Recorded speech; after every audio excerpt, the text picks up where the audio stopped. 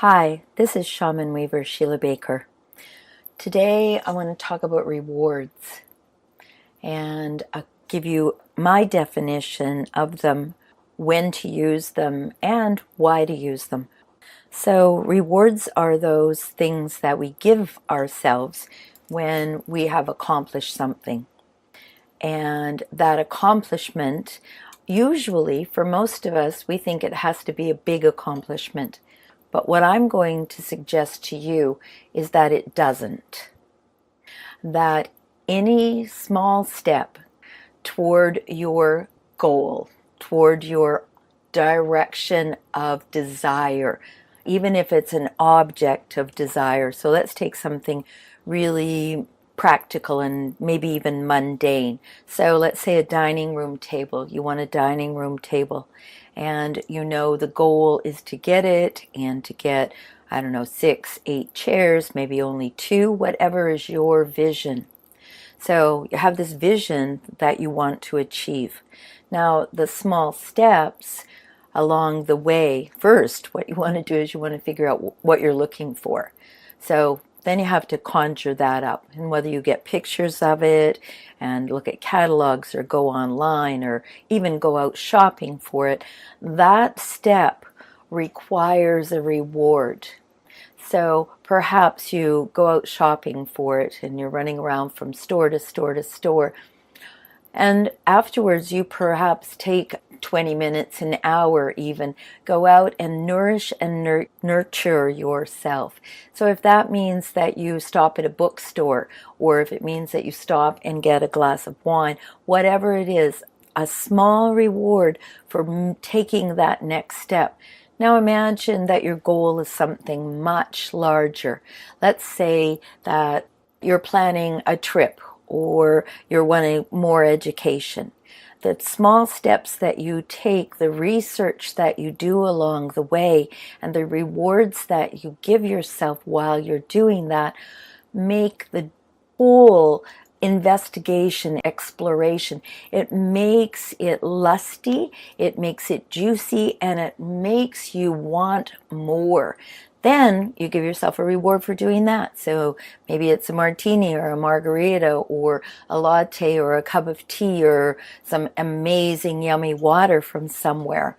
So those are the kinds of rewards. They don't have to match the end destination.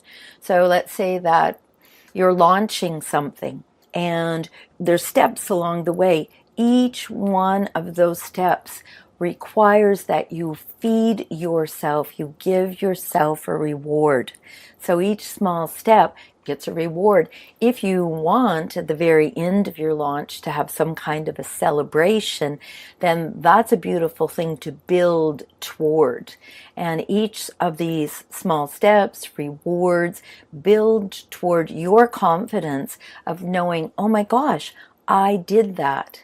I'm often in wonderment of people who say, well, I haven't really achieved anything, and they're in their 40s or 50s or 30s. I mean, that's a lot of achievement right there, just getting that far. That's why we have birthday parties. So while you're thinking about your end goal and you're planning the action steps, do yourself a favor and have 3 action steps for which it's useful to spend no more than 30 minutes. So make that your goal. Action step, 30 minutes. Now, in saying to yourself, this is only 30 minutes, at the end of the 30 minutes, you might just amaze yourself by going, wow, I'm really into this. This is really making me feel alive. I'm energized. I want to do more. Or not. And then at that, you're at choice point. Do I continue, or I've made my commitment?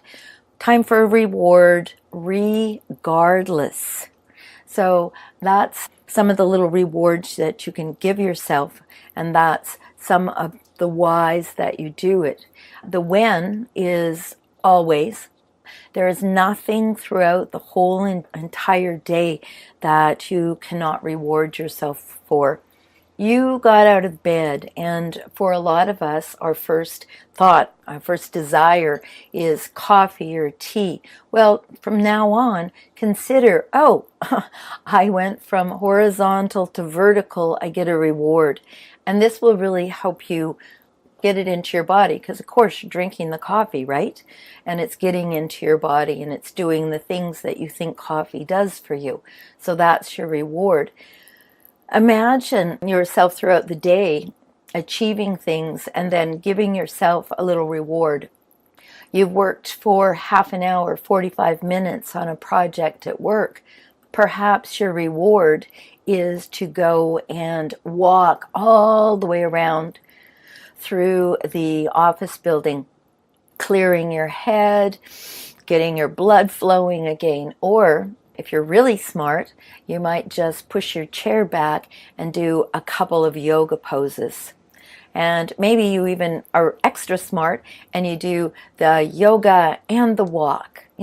3 yoga poses, just stretching your arms out to the side and bringing them in front of your chest, and then take them up at a diagonal and bringing them in front of your chest, and then the other side at a diagonal and bringing them into your chest.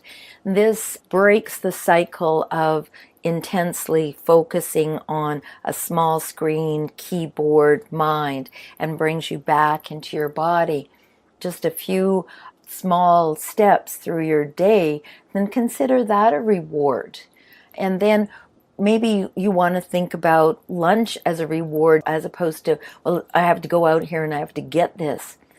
The thing that building these rewards in throughout the day is it energetically shifts your body to start looking for things that you can do to get the rewards. So how cool is that? You turn drudgery into desire. Oh, that's a good one, isn't it? So write that down, drudgery into desire. So the reason that I'm talking to you about rewards, and the reason right now, is we're all in new places. No matter when you listen to this, you're in a different place than you were 5 minutes ago, 10 minutes ago. And listening to this and understanding that life is really meant to be bliss. This is my belief, and I'm going to hold it out for you to see if it resonates with you. And so if I do small things to remind myself that life is a celebration and that I'm here, like the Dalai Lama says, your purpose of life is to be happy. And so if I do these things that seem kind of trivial and maybe even goofy and silly, and Lord knows I'm not that, right? So if I do these little things, then what will happen is energetically I draw more beauty to me. I give myself a reward. Someone gets something or other for doing it. There's reciprocity. I put out energy, I receive energy back. And it's really about balance. So if you are yogis, you'll know the tree pose, and you know how much grounding down into the earth and holding that energy in your foot and then lifting from that place and then bending the other knee and taking the foot off the floor, you'll know how much that brings you into balance. I'm going to go off track for a second. Yoga is about union. It's about balance. So you energetically giving and then energetically treating yourself. Rewards don't come from anywhere else. They come from you. Sometimes you can get other people to reward you. But here's the thing. The more you reward yourself, the stronger your reliance comes on I can take care of myself. So how awesome is this? You sit down, you write a few pages, you do whatever it is that you're meant to do, your action steps, and you reward yourself. You become self-reliant. You become confident that you can do the next step because look at that, you got a prize for doing the last step. And throughout life, who doesn't want prizes? I'm going to so date myself right here, but we used to get little stars if we did something. So that was the little reward for doing that. I think they've taken that out of schools. I highly recommend that they put it back, but there you go. So reward yourself. You got up reward yourself. You know, at the end of the day, you have some wins. Figure out what they are and celebrate them. So thank you for sharing this with me, and I hope that it serves you. I would love to be of service to you if I may. ShamanWeaver.com, and look for some upcoming courses. Bye-bye. Aho, bliss.